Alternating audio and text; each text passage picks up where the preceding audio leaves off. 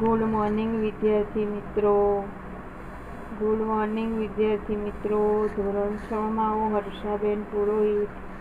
આજે આપણે ધોરણ 6 માં પાઠ નંબર હિન્દીની અંદર પાઠ નંબર 6 ન્યાય પાઠનો ચોથો પ્રશ્ન. ન્યાય પાઠ જે છે એનો આપણે ચોથો પ્રશ્ન અભ્યાસ સ્વાધ્યાયની અંદર પ્રશ્ન નંબર 4. निम्नलिखित कहानी के चित्र एवं वाक्य उलट पुलट कर दिए गए हैं. उसको पढ़कर कहानी का निर्माण कीजिए और उचित शीर्षक बनाइए. बराबर શું કીધું છે કે આ કાવ્યની અંદર ઉલટ પુલટ વાક્યો આપણને આપેલા છે. ચિત્રો આગળ પાછા આપેલા છે. જુઓ, અહીંયા પહેલું છે शेर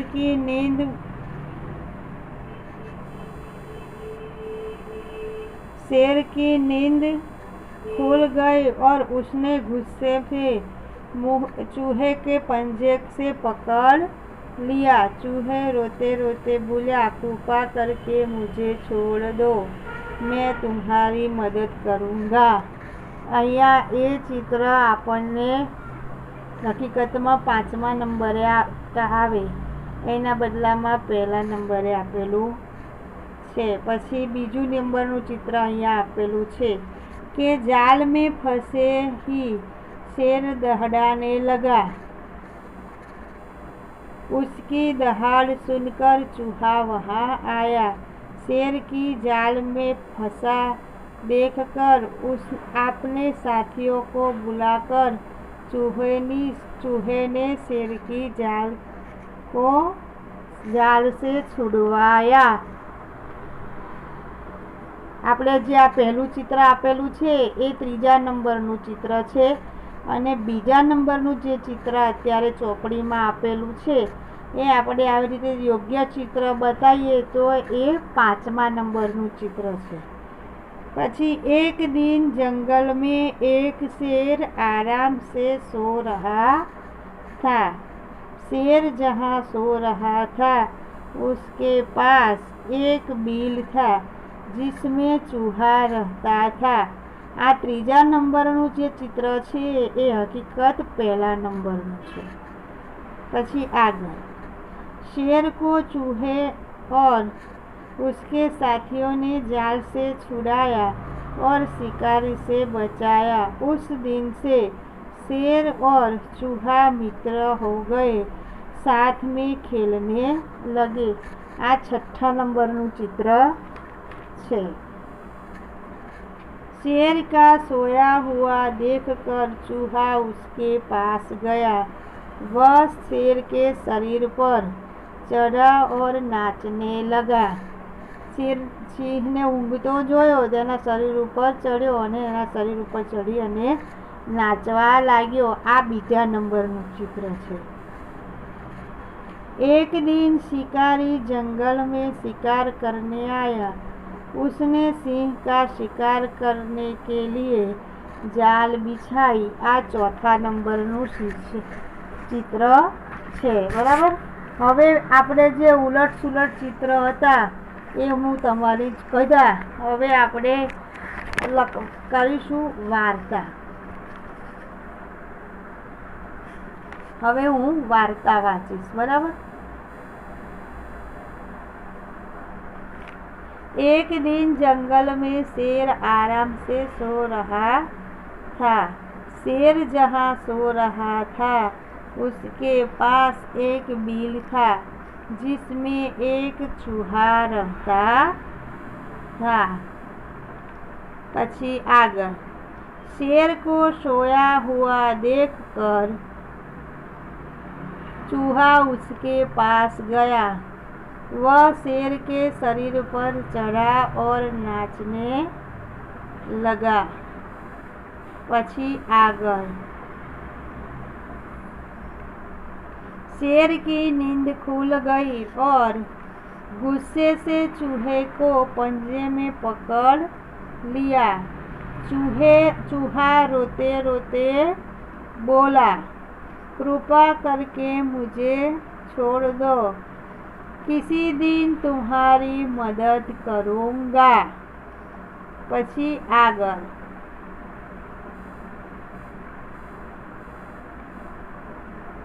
एक दिन शिकारी जंगल में शिकार करने आया।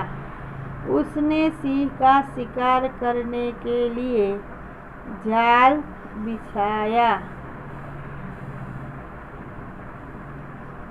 પછી આગળ जाल में फंसते ही शेर दहाड़ने लगा। उसकी दहाड़ सुनकर चूहा वहाँ आया। शेर को जाल में फंसा देखकर वह अपने साथियों को बुला लाया। उन्होंने जाल काट डाला और शेर को जाल से छुड़वाया। પછી છેલ્લું इस तरह चूहे ने शेर को शिकार से बचाया। उस दिन से ही शेर और चूहा दोनों मित्र हो गए।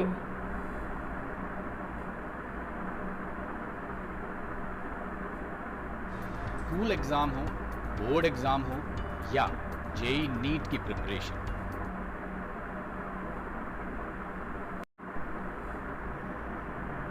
शेर और उस वार्ता का शीर्षक होगा शेर और चूहा, अथवा दूसरा शीर्षक होगा छोटे भी बड़े के काम आते हैं। बराबर। શું શીર્ષક આવશે? તો એક શીર્ષક આવશે शेर और चूहा और दूसरा शीर्षक आएगा छोटे भी बड़े के काम आएंगे। હવે આગળ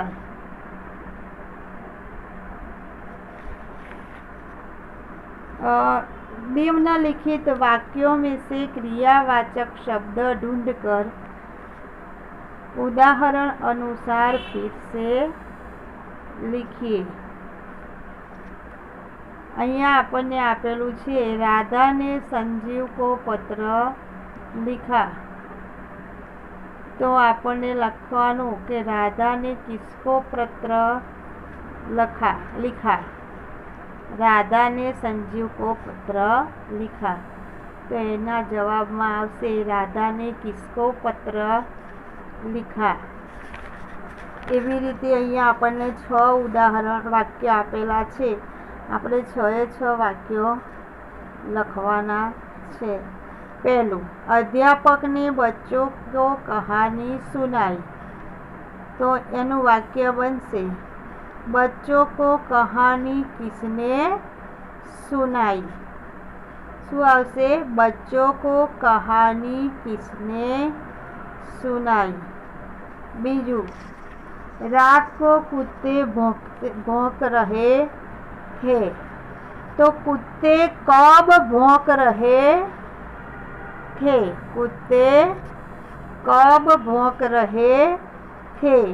तीजू, वह पटाखे देख रहा है। तो वह क्या देख रहा है।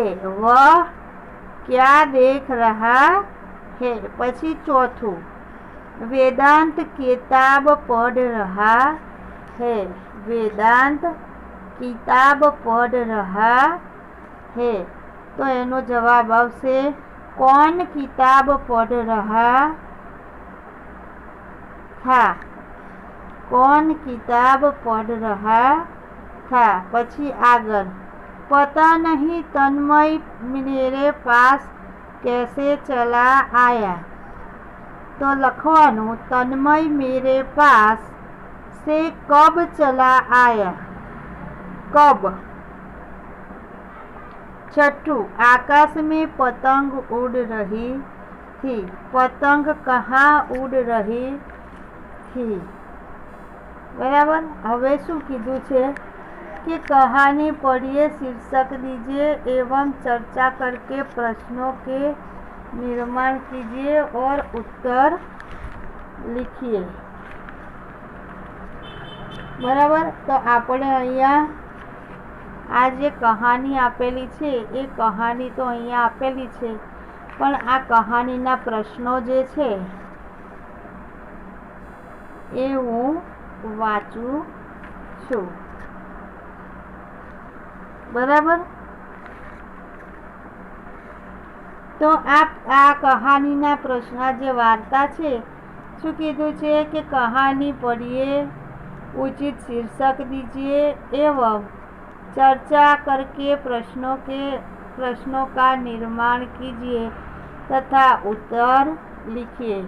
तो अहींया आ कहानीनुं शीर्षक आवशे तेनाली रामा की चतुराई। तेनाली रामा की चतुराई આપણે सब टीवी पर तारक मेहता वाली चेनल पर तेनाली रामा सीरियल आवती हती। ए तेनाली रामा अने राजा कृष्णदेव विशेनी वार्ता आपणे अहीं आपेली छे। एटले शुं कीधुं छे? शीर्षक छे तेनाली रामा की चतुराई। हवे वार्ता हूँ वांचती नथी, पण हूँ प्रश्न करूँ छूं। प्रश्न पहलो, सेवक से कौन सा अपराध हुआ? पहलो प्रश्न, सेवक से कौन सा अपराध हुआ? जवाब, सेवक से राजा का प्रिय कांच का मोर टूट गया था। सेवक से राजा का प्रिय कांच का मोर टूट गया था। नंबर 2, सेवक ने प्रश्न नंबर दूसरा, राजा ने सेवक को क्या सजा दी? राजा ने सेवक को क्या सजा दी? तो राजा ने सेवक को 6 महीने के लिए कारागार में डाल दिया। राजा ने सेवक को 6 महीने के लिए कारागार में डाल दिया। तीसरा प्रश्न, बाल उद्यान में क्या हो रहा था? बाल उद्यान में क्या हो रहा था? तो इसका उत्तर है बाल उद्यान में बच्चे नाटक खेल रहे थे। बाल उद्यान में बच्चे नाटक खेल रहे थे। चौथो, तेनालीराम राजा कृष्णदेव को बाल उद्यान में क्यों ले गया? चौथो प्रश्न, तेनालीराम राजा कृष्णदेव राय को बाल उद्यान में क्यों ले गया? तो तेनालीराम राजा कृष्णदेव राय को बाल उद्यान में ले गया क्योंकि उन्हें यह समझाना चाहते थे कि न्याय करते समय राजा का मन बालक जैसा निर्मल होना चाहिए। वह राजा को समझाना चाहते थे कि न्याय करते समय राजा का मन बालक जैसा निर्मल होना चाहिए। पांचमो, तेनालीराम बालक को कौन सी सजा दिलाना चाहते थे? जवाब, तेनालीराम बालक को यह सजा दिलाना चाहते थे कि उद्यान में किए गए नाटक को वह दरबार में दोहराए। तेनालीराम बालक को ये सजा दिलवाना चाहते थे कि उद्यान में किए गए नाटक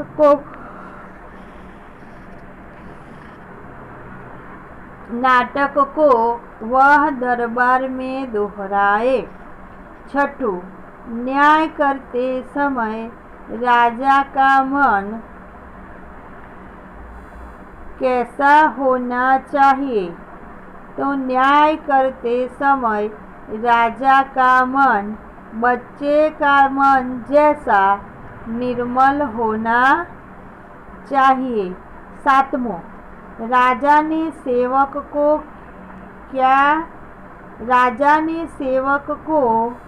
क्यों रिहा कर दिया? राजा ने सेवक को क्यों रिहा कर दिया? तो एना जवाब में आवशे राजा ने सेवक को रिहा कर दिया क्योंकि उसने पहली बार ही मामूली सा अपराध किया था। फरी बोलूँ छू, राजा ने सेवक को रिहा कर दिया क्योंकि उसने पहली बार ही मामूली सा अपराध किया था। આજે આપણે અહીંયા આ વિડીયોમાં આ પાઠ પૂરો થાય છે। ફરીના વિડીયોમાં મળીશું ત્યારે નવો પાઠ ભણીશું।